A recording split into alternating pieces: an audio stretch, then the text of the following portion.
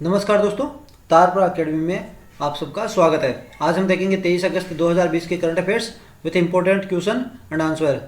तो जैसा कि आपको सबको पता है, ज़्यादा समय नहीं हुआ क्योंकि अभी एग्ज़ाम नज़दीक आता जा रहा है। तो सबसे पहले मोटिवेशनल कोट देख लेते हैं। ईश्वर का दिया कभी अल्प नहीं होता। ठीक है, तो कभी भी हमें ईश्वर को कंप्लेन नहीं करनी है। ठीक है, तो क्या है, ईश्वर का दिया कभी अल्प नहीं होता, जो टूट जाए वो संकल्प नहीं होता। हार को लक्ष्य से दूर रखना मेरे दोस्त, क्योंकि जीत का कोई विकल्प नहीं होता। तो देखिए, कभी कभी क्या है, हम ईश्वर को क्या है कंप्लेन करते रहते हैं कि हे भगवान इतना कम दिया, उसको ज़्यादा दिया। तो सोच लीजिए कि हर कोई क्या है कंप्लेन करता रहता है, लेकिन हर को अपने हिसाब से दिया जाता है और वो उसके लिए बहुत कुछ होता है, और उससे क्या थोड़े से भी हमें बहुत कुछ बनाया जा सकता है। तो आपको केवल अपने आप पे भरोसा रखना है कि जो थोड़ा मिला है ना, उससे मैं बहुत कुछ बना सकता हूँ। ठीक है, तो आप याद रखिए कि ईश्वर जो भी देता है वो कभी अल्प नहीं होता। अगर आपने जो संकल्प लिया है, अगर वो टूट जाए ना तो संकल्प नहीं होता। अपने संकल्प से जो अल्प होता है ना, उसको आप कितना भी बना सकते हो। ये आपके ऊपर डिपेंड है कि आप कैसे अपने संकल्प से उस अल्प को एक बहुत बड़ी चीज बना सकते हो। हार को लक्ष्य से दूर ही रखना मेरे दोस्त। अगर आपका लक्ष्य है तो उसको क्या है, हार से दूर रखना। ठीक है, क्योंकि जीत का कोई विकल्प नहीं हो सकता। आप बता सकते हो कि जीत का कोई दूसरा विकल्प होता है क्या? दूसरा विकल्प बता सकते हो कोई? क्या कि हार, क्या ये जीत का विकल्प है? कोई चाहता है कि मैं जीत की जगह हार मिल जाए तो चलेगा? हर चीज़ का मतलब सब्स्टिट्यूट हो सकता है, विकल्प हो सकता है, लेकिन अगर आप में जीतने का लक्ष्य हो तो उसका विकल्प कभी नहीं होगा, और जीतने का विकल्प कभी रखना भी मत। ठीक है, तो अपने जो संकल्प है उसको कभी टूटने नहीं देना, हार को लक्ष्य से दूर रखना और जीत को ही अपना लक्ष्य मानना। तो सबसे पहले देखते हैं अपने इंपॉर्टेंट जो क्वेश्चन थे कल के, उनके आंसर देख लेते हैं। तो cleanest Ganga town as per स्वच्छ सर्वेक्षण 2020 के अनुसार कौन सा था?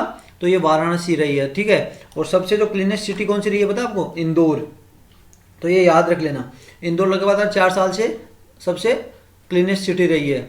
नेक्स्ट है according to international parliamentary union.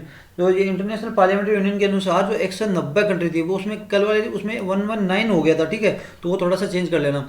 तो 190 कंट्री में से 153वां स्थान रहा है कि जो वुमेन रिप्रेजेंट करती है ना पार्लियामेंट में, उसमें 190 में से 153 स्थान भारत का रहा है। नेक्स्ट है जो गवर्नमेंट ऑफ इंडिया ने जो लीज दिया था जयपुर और त्रिवेंद्रम, एक और कौन सा एयरपोर्ट है आपको बताना है। तो 3 एयरपोर्ट जो लीज पे दिए थे, उनमें से पीपीपी मॉडल पे जो कौन सी कंपनी को दिए थे, तो वो अडानी एंटरप्राइजेस लिमिटेड को दिए थे। नेक्स्ट है जो एयरपोर्ट अथॉरिटी ऑफ इंडिया है, ये पूछा था क्या कौन सी बॉडी है, तो एक स्टेचुटरी बॉडी है। ठीक है, और कौन से एक्ट के तहत बनाई गई थी? Airport authority of India act 1994 के तहत इसको बनाया गया था। नेक्स्ट है जो ट्रैकिंग कोविड-19 youth employment crisis in Asia and Pacific जो रिपोर्ट तैयार की गई थी, तो इसमें क्या बताया गया? तो ये आईलो और एडीपी की मतलब international labour organisation for Asian development bank के द्वारा ये रिपोर्ट तैयार की गई थी। और इसमें बताया गया था कि इंडिया में लगभग 32%, अगर कल के न्यूज़ में देख लो ना, लेकिन 32% के लोग क्या है कि लगभग अनएम्प्लॉयमेंट की तरफ लोग जा रहे हैं, और सबसे ज़्यादा होगा श्रीलंका में। तो ये बताया गया है। नेक्स्ट है जो कौन सा जो है, जो सेकंड जो अफ्रीकन चीता है उनका घर बनने वाला है, तो वो है मैसूर। पहला जू कौन सा है? वो है हैदराबाद। ये आपको थोड़ा सा न्यूज़ में देख लेना, न्यूज़ में है अभी। तो मैसूर जू के बारे में पूछा सकता है। ये अफ्रीकन चीता है, एनिमल जो एक्सचेंज प्रोग्राम है उसके तहत लेके आए जा रहे हैं। National strategy for financial education किसके द्वारा लॉन्च की गई थी? तो इसमें दो थोड़ा कॉन्ट्राडिक्शन में डाल दिया था मैंने भी, खुद भी ने भी। तो एक तो आरबीआई के द्वारा ये लॉन्च की गई है। ठीक है, ये बहुत सारे 2-3 ऑर्गेनाइजेशन मिलकर इसको प्रमोट करते हैं, और ये बनाई किसके द्वारा जाती है? National centre for financial education. तो ये क्या है? एक नेशनल सेंटर फॉर फाइनेंशियल, ये रूल नंबर 8 की एक कंपनी है, मतलब ये एक एनजीओ है, वो बनाता है। नेक्स्ट है जो कंट्रीज है क्वाड के, तो वो कौन कौन सी कंट्री हैं जो क्वाड ग्रुप में है? तो इंडिया होगी, जापान होगी, यूएसए होगी और ऑस्ट्रेलिया। 4 जो देश हैं जो कि इंडो पैसिफिक रीजन में जो चाइना का जो स्थायित्व है उसको कम करना चाहते हैं। ये देख लेना, China to land Bangladesh $1 billion project, मतलब कौन से प्रोजेक्ट पे $1 बिलियन का प्रोजेक्ट दे रहे हैं? तो ये तीस्ता है, और आपको पता है तीस्ता रिवर पे इंडिया और बांग्लादेश का थोड़ा सा क्या डिस्प्यूट चला हुआ है। नेक्स्ट है countries involve in Malabar exercise. तो ये पता है आपको, इंडिया, यूएसए एंड जापान। सबसे पहले प्राइमरी में क्या था, इंडिया और यूएसए के बीच में मालाबार एक्सरसाइज होती थी, उसमें बाद में इसमें जापान को भी हिस्सा दिया गया, और अभी ऑस्ट्रेलिया ने भी 2-3 बार रिक्वेस्ट डाली है। 2017 से रिक्वेस्ट डाला है ऑस्ट्रेलिया कि मालाबार एक्सरसाइज में हिस्सा दिया जाए, लेकिन अभी क्या है, एक्सरसाइज उसका कंफर्म नहीं किया गया है मिनिस्ट्री ऑफ डिफेंस के द्वारा। तो आज के इंपॉर्टेंट क्वेश्चन देख लेते हैं अभी। तो आज है 23 अगस्त, जो international day of remembrance of slave trade and it's abolition. तो स्लेव ट्रेड के बारे में आप जानते हो, इतिहास में पढ़ा है कि जो गरीब हिंदुस्तानी भी मान लीजिए और सबसे ज़्यादा अफ्रीकन्स हैं, उनको एक जगह से दूसरी जगह पे उनको ले जाया जाता है। इस तरह उनको स्लेव्स की बोली लगाई जाती थी, उनको जो प्रियतम है ना उनसे सबसे अलग कर दिया जाता था, ठीक है। और क्या, उनको ले जाके काम कराया जाता था फील्ड्स में।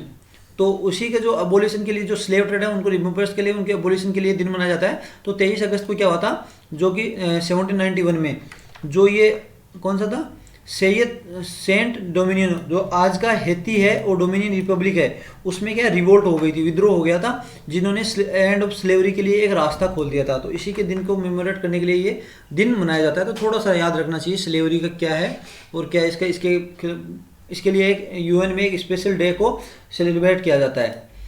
नेक्स्ट है जो NFL है विजयपुर, उसने क्या यूनिट बनाने की बात कही है, जो कि कंपोस्ट से बायोडिग्रेडेबल जो वेस्ट है उससे कंपोस्ट बनाने की बात कही है, ठीक है।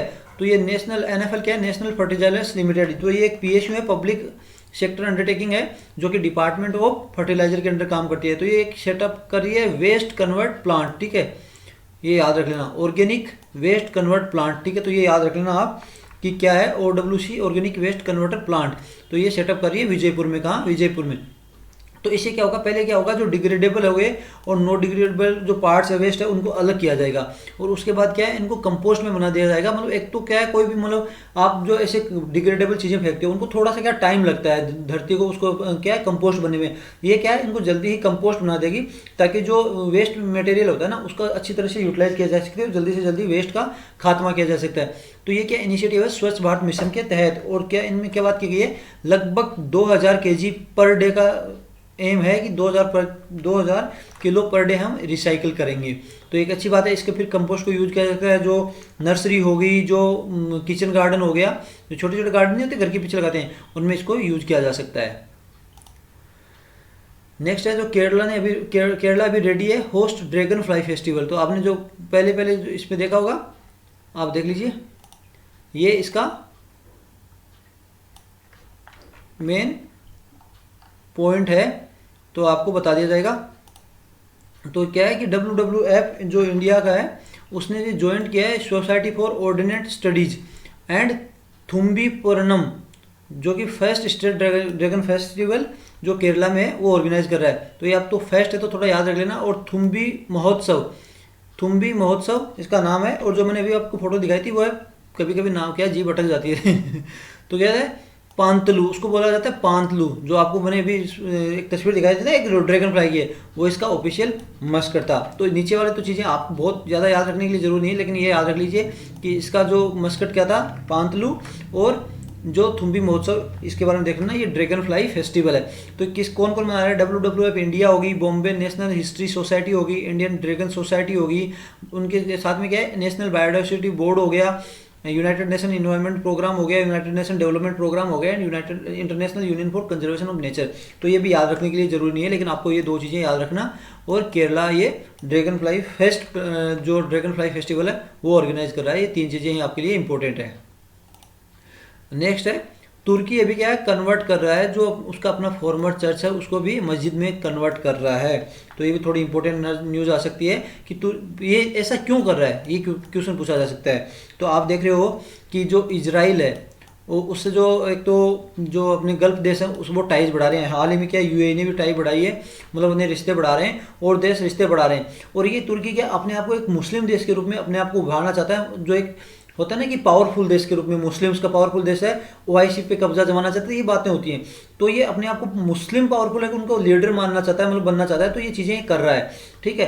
तो ये इस्तांबुल म्यूजियम क्या है, उनको क्या इस्तांबुल म्यूजियम का नाम है, ठीक है। तो ये ध्यान लेना कि उसको अभी मॉस्क में बदलने की बात कर रही है, मतलब मस्जिद में बनाने की बात कर रही है। इससे पहले क्या है, हाल ही में क्या पिछले महीने इसने क्या हागिया जो सोफिया है, जो कि यूनाइटेड नेशन की जो वर्ल्ड हेरिटेज साइट थी यूनेस्को की, उसको भी इन्होंने चेंज कर दिया। इसके पूरे ऑल ओवर वर्ल्ड में इसका क्रिटिसिज्म देखने को मिला है। तो आपको याद रख लेना कि इससे पूछा जा सकता है कि आपको इंटरव्यू में पूछा जा सकता है, मेंस में पूछा जा सकता है कि तुर्की ऐसे कदम क्यों उठा रहा है। आपको पता है तुर्की और इंडिया के कुछ रिलेशन भी खराब रहे हैं कि लगातार जो तुर्की है हमारे जम्मू एंड कश्मीर में जो आर्टिकल 378 है उस पर क्या है, लगातार जो बातें बोल रहा है और इंटरनल अफेयर्स के जो इंडिया के इंटरनल अफेयर्स हैं उनके बारे में टिप्पणी कर रहा है। नेक्स्ट न्यूज़ है, जो वेस्ट नील एक नया वायरस है, नया नहीं है वैसे, बहुत पुराना है, लेकिन अभी इसका फिर से केस मिले हैं। तो 2 केस जो दो डेथ हो चुकी है स्पेन में और लगभग 27 अभी हॉस्पिटल में। तो सबसे पहले डिस्कवर किया गया था युगांडा में 1937 में। तो ज़्यादा थोड़ा मोटा मोटा देखने की बात है तो ये किसके द्वारा, बर्ड्स के द्वारा कैरी किया जाता है, और वो बर्ड के द्वारा बाद में क्या है ह्यूमन में कैसे स्प्रेड होगा, ये मॉस्किटो से ह्यूमन में स्प्रेड हो जाएगा। बर्ड से मॉस्किटो, मॉस्किटो से हॉर्स हो गया, हॉर्स से फिर क्या है ह्यूमंस में, ये फिर क्या ब्रीडिंग में आ जाता है, तो ये आगे फैलने लग जाता है। तो ये एक आरएनए वायरस है, तो इसमें आपको ज़्यादा जानने की जरूरत नहीं है, मैंने भी बहुत खोजा कि इसमें क्या है, आरएनए के अंदर ये वायरस पाया जाता है, जो कि वेस्ट नील, ये नील NILE है, ठीक है, जो फेवर का कारण बनता है इसका।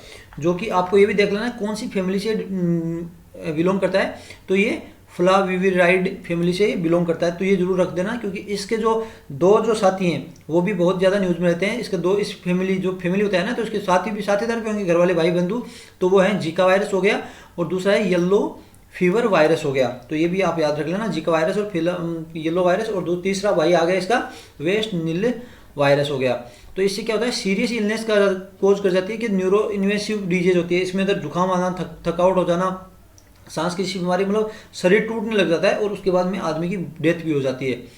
तो ये थोड़ा सा याद रख लेना, वेस्ट नील वायरस जो युगांडा में सबसे आया था, अभी स्पेन में जा रहा है, और इसका फैमिली का नाम याद रख लेना, और ये RNA एक वायरस है, ठीक है, इतना याद रखना। इसके 2 फैमिली मेम्बर का नाम आप याद रख लेना, ठीक है। अभी सबसे इंपॉर्टेंट न्यूज़ है चाइना म्यांमार इकोनॉमिक कॉरिडोर। तो इसको हम थोड़ा सा डिटेल में देखेंगे।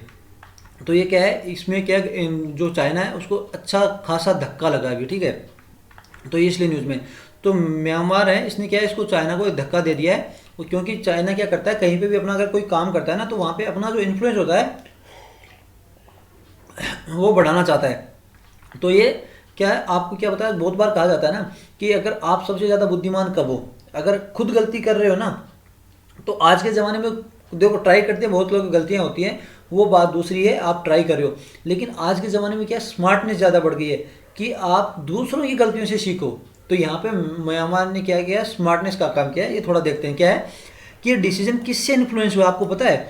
ये डिसीजन हुआ है जो एक्सपीरियंस लिया पाकिस्तान ने, जो कि चाइना पाकिस्तान इकोनॉमिक कॉरिडोर है, ठीक है, उससे लिया है। दूसरा जो श्रीलंका में जो डेप्ट ट्रैप में श्रीलंका फंस रहा है, चाइना में जो बहुत सारे जो प्रोजेक्ट दे रहे हैं और चाइना को ट्रैप में फंसा दिया है। तो म्यांमार ने देख लिया कि चाइना है जो पाकिस्तान पे CPEC के नाम पे बहुत ज़्यादा इफेक्ट डाल रहा है, उसकी जो पूरी पॉलिटिक्स है उसमें इन्फ्लुएंस कर रहा है, वैसे ही चाइना को ट्रैप में फंसा रहा है। तो यही है कि दूसरों की गलतियों से आप सीख जाओ। तो म्यांमार क्या किया कि चलो भाई यहाँ से निकलो, चाइना तो घर घर में क्या है घुस के फिर क्या है इंटरफेयर करने लग जाएगा, ट्रैप में फंसा रहा है। तो चाइना ने क्या मतलब धक्का दे दिया उसको। तो चाइना ने क्या प्रपोज किया था, जो CMEC है, इसको क्या है बेल्ट एंड रोड इनिशिएटिव। तो बेल्ट एंड रोड इनिशिएटिव क्या है, चाइना का इनिशिएटिव है। तो बेल्ट होगा और रोड क्या है, रोड के थ्रू मतलब टोटल दुनिया में एक घेराव करना चाहता है, और उसमें मेन चीज़ है इंडिया का चारों तरफ भी घेराव कर रखा है। तो उसमें आगे हम मैप में देखेंगे। तो जो एग्रीमेंट साइन किया गया था एस्टैब्लिश में क्या है, क्यानू पयू डीप सी पोर्ट, ये थोड़ा सा देख लेना spelling, Kyaukphyu deep sea port है, ये डीप सी पोर्ट है, उसको क्या उसमें एस्टैब्लिश करने के लिए एग्रीमेंट साइन किया था। और एक ये रीजन क्या था कि जो ये CPEC जो CMEC क्या था कि म्यांमार को एक अल्टरनेट रूट प्रदान कर रहा था, जो स्ट्रेट ऑफ मलाक्का को बाईपास करके चाइना डायरेक्ट इंडियन ओशन में जा सके। तो इसका रीजन क्या था, चाइना ऐसा क्यों कर रहा था। तो स्ट्रेट ऑफ मलाक्का में क्या है कि सबसे ज़्यादा डोमिनेशन किसका है, USA आर्मी का है। तो चाइना उनको क्या है मतलब बाईकट करके डायरेक्ट आना चाहता था। और साथ साथ में जो एक मेस्टोसन डैम है वो भी सस्पेंड कर दिया गया है, जो कि इरावडी रिवर पे बनना था, ठीक है, और वो सस्पेंड किया गया था। जो वाइड स्प्रेड वहाँ पे एजिटेशन हुआ सोशल एंड एनवायरमेंटल इश्यूज़ को लेके, तो उसके लिए ये प्रोजेक्ट भी चाइना का वो बंद कर दिया गया। तो ये वो चीज़ें आगे देखने से पहले हम थोड़ा सा इंडिया और म्यांमार के टाइज देख लेते हैं। तो चाइना का म्यांमार में इन्फ्लुएंस किस तरह हमारे जो कंसर्न्स है उनको हैम्पर करता है। तो सबसे पहले तो इंडिया और जो म्यांमार का अपना बॉर्डर टच करता है, और आपको पता है हिस्टोरिकल टाइज भी हमारे हैं। तो सबसे पहले मिजोरम हो गया, मणिपुर हो गया, नागालैंड हो गया और अरुणाचल प्रदेश, ये अपने 4 जो राज्य हैं इनसे बॉर्डर टच करते हैं। और साथ साथ में जो मैरीटाइम बॉर्डर है वो अंडमान और निकोबार द्वीप में से टच करता है। तो इंडिया है जो म्यांमार का 4th लार्जेस्ट एक्सपोर्टर है, ठीक है। तो म्यांमार क्या है, सबसे ज़्यादा 4th जगह पे अपना एक्सपोर्ट करता है और 5th इंपोर्टर है। ठीक है, इंडिया से उसको इंपोर्ट किया जाता है, सॉरी इंडिया से जो सामान है वहाँ पे इंपोर्ट किया जाता है, इंपोर्ट पार्टनर भी है। तो क्या है, म्यांमार क्या है, आर्म्स जो एमुनेशन है वो बाय करता है इंडिया, रसिया, यूक्रेन, इजराइल से।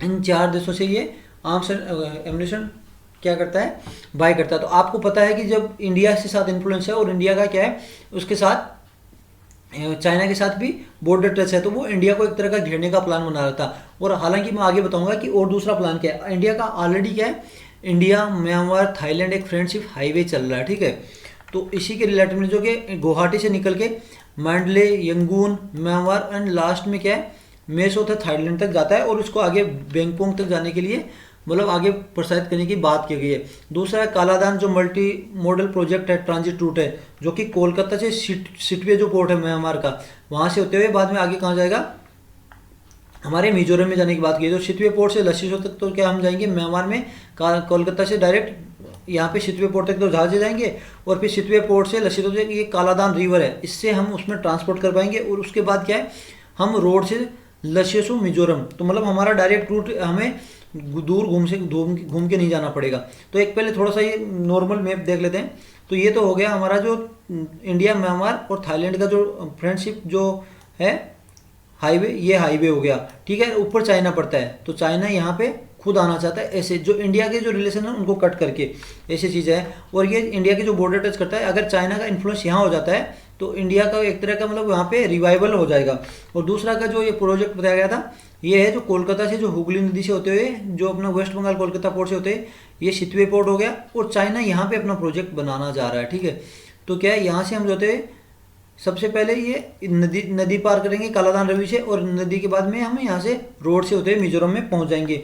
तो एक तरह का ये हमारा जो ऊपर से जाते हुए बांग्लादेश को क्रॉस करके हम ऊपर से जाते हैं ना, और जो नीचे जाते हैं, तो इसकी जगह ये हमारे लिए एक अच्छा साधन है डायरेक्ट हमारे जो ईस्टर्न जो रीजन है वहाँ पे पहुँचने के लिए। तो आप देख लीजिए, जो चाइना का जो इकोनॉमिक कॉरिडोर है वो यहाँ से शुरू होता है, ये मंडला से होते हैं, और यहाँ मंडले से होती है हमारा इकोनॉमिक जो फ्रेंडशिप जो हाईवे आ रहा था, एक तो ये हो गया। और यहाँ पे क्या है, सिटवे पोर्ट है, तो उसके पास में दूसरा पोर्ट ये ओपन करा है। तो आपने देखा होगा कि पाकिस्तान और जो हमारा ईरान वाला जो पोर्ट है, उसी की तरह में चाइना यहाँ पे भी हमें किसी तरह घेरने की बात कर रहा है। तो ये इंडिया के लिए इंपॉर्टेंट है।